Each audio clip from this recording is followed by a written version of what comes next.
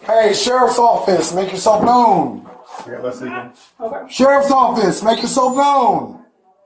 Just almost send the kid out. Send the child out, please. Bring the child out of the room. Drop the knife and bring the child out of the room. Drop the knife, bring the child out of the room.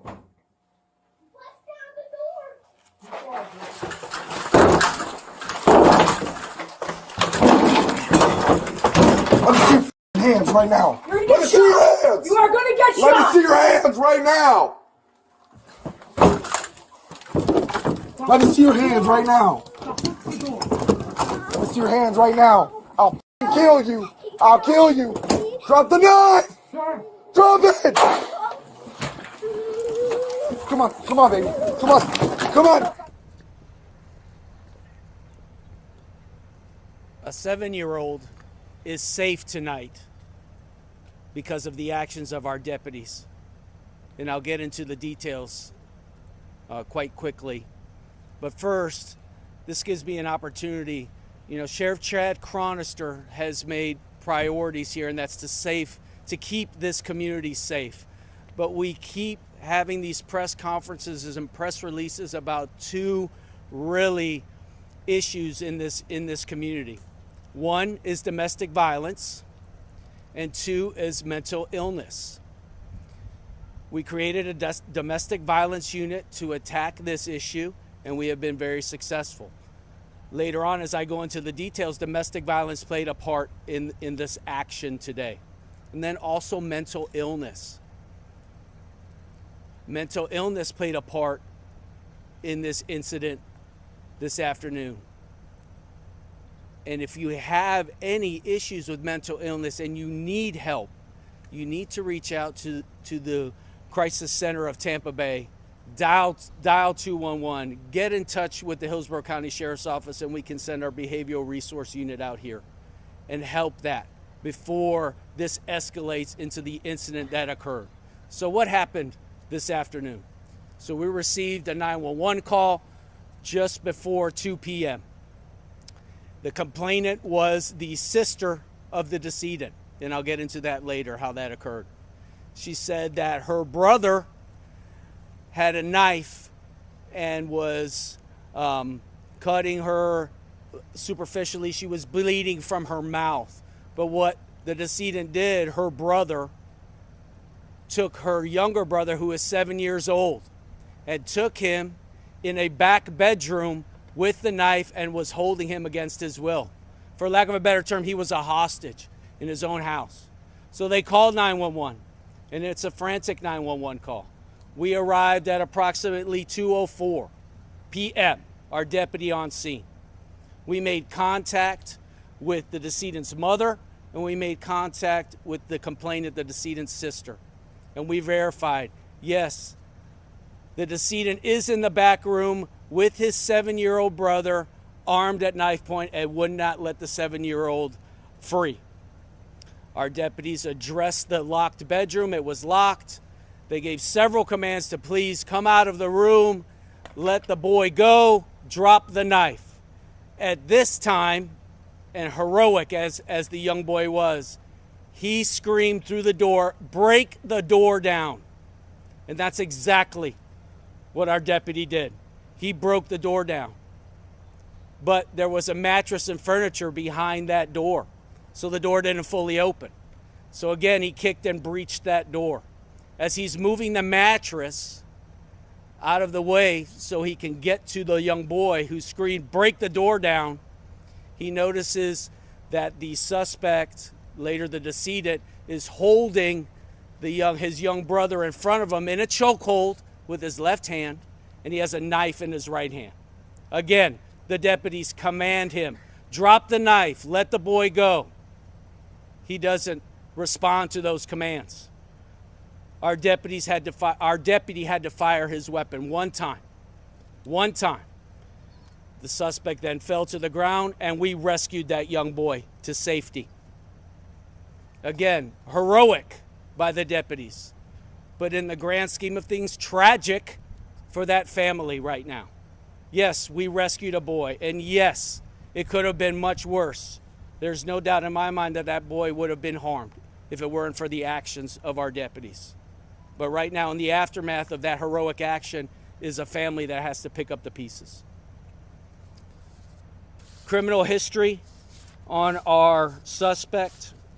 He was pronounced deceased at Brandon Regional Hospital. So right after we fired on the suspect, we immediately recovered. We rescued the young boy, and we immediately gave first aid to the suspect. He was then transported to Brandon Regional Hospital, where he's pronounced deceased at 2:47 p.m. Some criminal history. He has 2 previous domestic violence charges in Polk County. He was charged for domestic violence battery and then also threat to do violence and simple battery in 2023. No convictions on those charges. In July 2024, he was a suspect of a Baker Act in Volusia County. I don't know the details of that. The suspect's name is Mario Camacho. He is 27 years old. Our deputy's name who fired his weapon is Deputy Antonio Gonzalez. He is 25 years old. He's 5 years with the Hillsborough County Sheriff's Office, 4 years previous in the Department of Detention, 11 months now as a law enforcement deputy. He has no other use of force. As per policy, Deputy Antonio Gonzalez will be placed on administrative duty.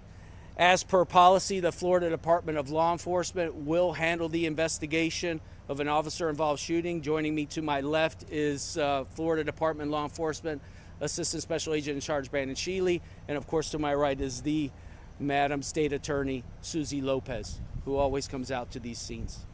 Again, let me reiterate something. Sheriff Chad Chronister, the number one priority is to protect this community.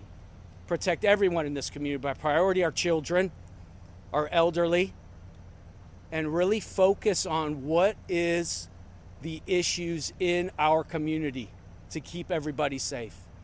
And we've identified domestic violence as one, and mental illness that keeps, these are the monsters in our community. And we can't attack those properly without the help of each and every community member here. At this time, I'm open for any questions. Knowing there was a child involved, how does that elevate the situation with the deputies? Because I know when there's a barricaded subject, usually SWAT and all of that comes out, but how did that elevate the situation in this case? Well, that's a great question. So whenever there's a child involved, and yes, when there's a barricaded subject, it's kind of slow and methodical, but when we have an opportunity to address that, but a 7-year-old child being a hostage, and you'll see in the body-worn camera the way they address it and the way they command that suspect to come out, leave the boy alone. But then when that young boy has the courage to say, or how scared he was, break the door down, you will see in the body-worn camera that it is smooth, and then we hear the break the door down, and then we breach that door. Because now we need to go into action. And it was heroic. Heroic. Great question. So right now we have the mother of the decedent, her daughter, who was the complainant, who called 911, the young boy, which is also her son, a stepfather who lives there but wasn't there at the time of the incident, and the decedent lives there as well. Do officials believe another weapon could have been used to put the suspects down? What are you asking, ma'am? I'm sorry. Besides using a gun to fire, do officials believe a taser could have put him down or something else? That's a great question. So, could we have used less lethal? The question is this, and thank you for that question. He was wearing a motorcycle helmet. He was also wearing 2 ballistic vests with armored plates. So, thank you for that question. The only shot he could take was the shot he had to take to stop that threat from harming that boy and rescuing him and saving him. If he didn't step in and take that action, do you think the boy would still be here right now? If our deputies did not take that action, there's no doubt in my mind that that boy is not here tonight. Do we know the motive at all? Like what led up to this? Our deputies are still working through that. Our detectives are trying to find the motive of that. I can just tell you from previous, he has domestic violence history, he has mental illness history. So I don't know what led to the actions of this today, but we'll get those details for you.